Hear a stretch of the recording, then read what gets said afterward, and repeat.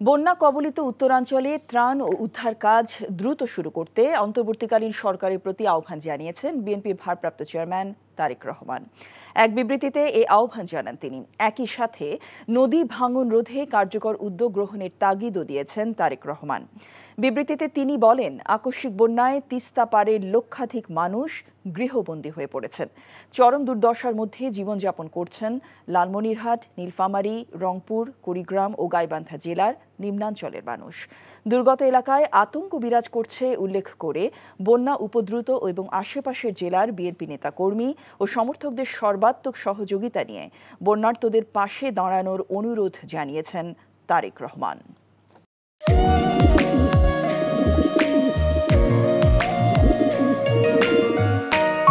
আমি রাশেদ। আমি সুফিয়া।